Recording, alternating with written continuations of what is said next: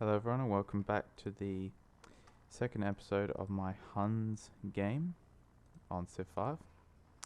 As you can see, it's not going overly well, but hopefully we can improve that. So it's been a while, obviously finishing up events in real life.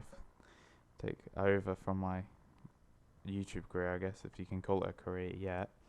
But in this video we're just going to start by we're not going to really start anything, we're just going to continue on. So as you can see, our economy is doing pretty poor right now, but after founding this city, I'm not even going to pronounce that word because I know I'll blunder it already. We're going to try, as you can see, we're going for the National College, sorry, just so we can boost our science up so that we can get technologies quicker than the other civs. This can be beneficial in multiple ways, such as war. So if we wanted to go to war with one of the other civs, we could kill their units off quicker if we have more advanced units.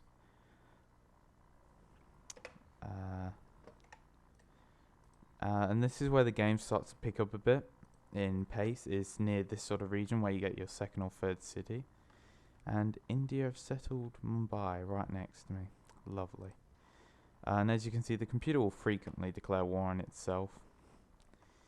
I usually don't declare war until, or I usually don't conquer land, sorry, until I've got a far better technology. So I've got things like cannons or artillery. Artillery is the best. Artillery is one of the best you can get because it does quite a lot of damage. But I find with the catapults and the trebuchets, I find them pretty pointless to go up against another civ with, just because of the fact that they're not that overly helpful. And I actually found that it actually takes longer, and it's a more stressful war, and you have to spawn more units in because they die quicker. And overall, it's just not a very fun experience to have that. And again, I forgot the fact that the National College requires a library in every city, and I don't have enough for the library, so I'm going to have to wait for it. Meanwhile, I'm just going to get this production tile so I can get a bit going there. Not sure what I should do. I'm going to get a mine going on this hill, just so I can get that production bonus going up. So what you may ask yourself, what should I do in this part of the game? I mean, it's going to take 19 turns for me to get a library going, or 13 now. Sorry, that cleared the forest. What am I going to do now? Basically, what you can do now is just, so they've given me an embassy. I'm going to accept that because I can then see where their civ is, and their civ is on the other side of Budapest, which is interesting to say the least. But you may ask yourself, what can I do at this point in time? Well, the main point of Civ at this point of the game is to set yourself up for the later game. So things like research, development, so things like the Great Lighthouse, the National College, Great Library. Well, that's a bit earlier on, sorry. But things like that can really improve your Civ in late game. Because see, like here, I'm building a road to my capital city. That will give me it will give me movement. It give me better movement with my units, and two, it'll also give me more gold because it establishes a trade route between the two cities. And with this, because I'm not sure the fact that if the the AI, sorry, are going to declare war on me, I may build a wall, which is a good idea in both offline and multiplayer, because some people are just unpredictable and you just don't know what they're going to do, and the CPU can be like that. So as we can see, India over here, who is expanding massively, already with 3 cities, which is incredible. I mean, it's not, I mean, when I say incredible, I don't actually mean that it's incredibly beneficial, because of the fact that having cities early on depends if your economy can support them. So what I do find is when India does expand like this, and it does expand, I find every game I play it expands quite quickly. Its economy may not be able to support that extra city. So what will happen is that, hang on, I might just wait for that, is that they might ask you for gold and things like that. And then you got the question of, do you sacrifice your resources for friendships and alliances, or do you keep your own resources and sacrifice alliances and friendships? Which can be quite difficult to choose, actually, but with India, I usually just sacrifice. See, they're already offering a friendship deal, so I'm going to accept that.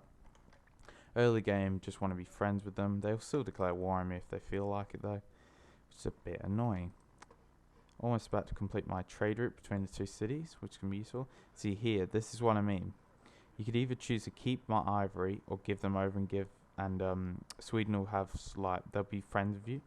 I think I'm going to refuse this, and I'm going to say this. Pure reason I don't like giving away my resources to others is the fact that, one, I lose my resource if I've only got it once, which I do. I lose that resource. Basically, it's like me losing that resource to 25 turns.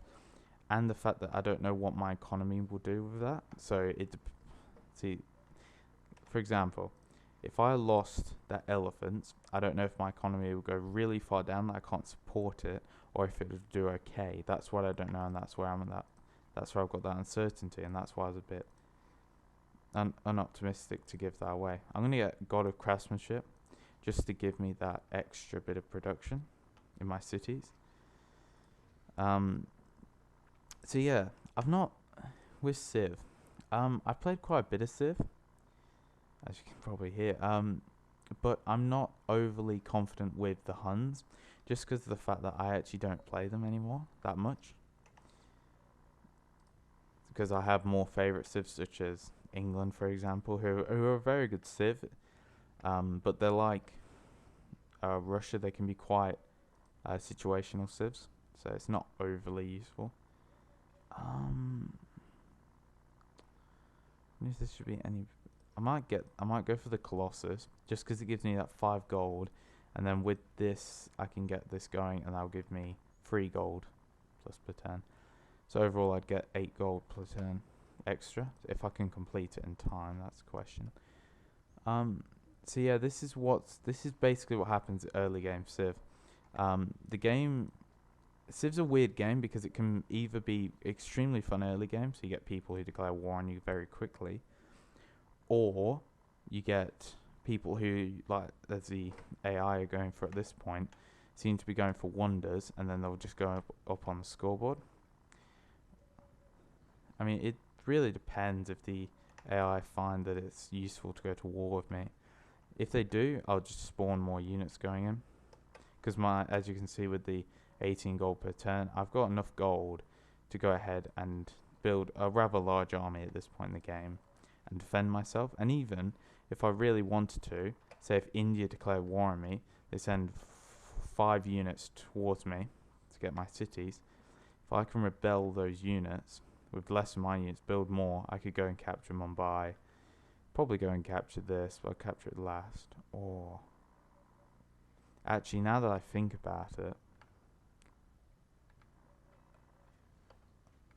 iron would be extremely useful to me because it's an extremely useful thing to get, and I have none around. I have 1. I have 2 iron, but India have a lot. They have a lot, as you can see. 1, 2, 3. See, it's 6, 12, 14. I think it's Oh, what? Oh, they've got 20 iron available near them. I might actually build a barracks and go and declare war on them just to get the iron and the ground and their actual landmass. I think I'm going to do that. Go and declare war on them.